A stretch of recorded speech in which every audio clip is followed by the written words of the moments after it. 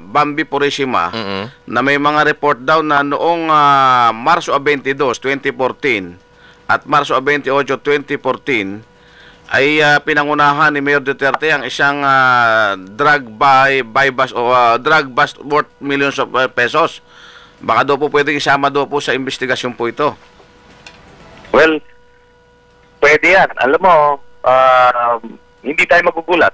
Kasi alam nyo, base sa ating pagsisiliksik at na-report ito sa pahayagan, noong January ng 2005, nagkaroon po ng drug raid sa Davao at may nahuli po na 300 million pesos worth ng mga droga, no?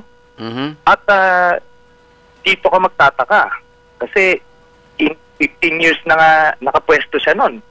Eh sinasabi niya walang bawal ang droga sa kanya. Dito nga lilinisin daw niya sa Pilipinas 6 months. Yun, nakaupo na siya. Well, pero may 15 pwede yan. Alam mo, meron pa rin drug rate, so isa yun. Hindi tayo mapupulat. Tapos itong himala. Ang nahuli kasi, 8 Chinese national. Mga, check, taga mainland. Hinuli, alam niyo ang ginawa nitong Mayor Duterte na pinapangalandakan niya, na pinapapatay niya yung mga drug lord. Inarbor po niya yung 8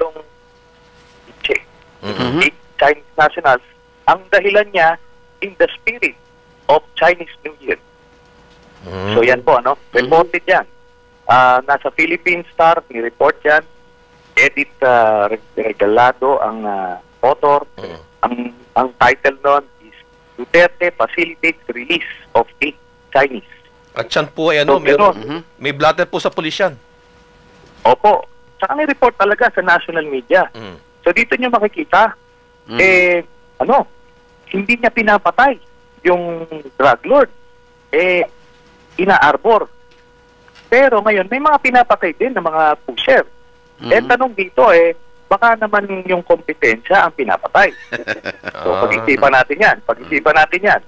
Di ba? Pero wala pa ako doon. Hindi pa ako ready. So, ito pong pagbubunyag po, Senator, simula pa lamang yan. Marami pa pong mga sanga-sanga po yan. Sanga-sanga to. Kaya nga sabi ko, buti na lang at dumating itong impormasyon na to. Sabi nga, bakit ngayon lang? Ngayon lang po, last week lang po ibinigay . So, kung maaga-aga yan, mas maaga-aga kung nailabas yan. Pero ganun pa man, panahon pa ang mga kababayan natin. Hindi po ito paninira. Sinasabi ko nga, tinataya ko yung, hindi lang reputasyon ko, pagiging senador ko, hindi buhay ko. Kasi, alam nyo, sinasabi niya, mamamatay tao siya at sa isang speech niya, sinabi niya, pwede kong papatayan si Trillanes.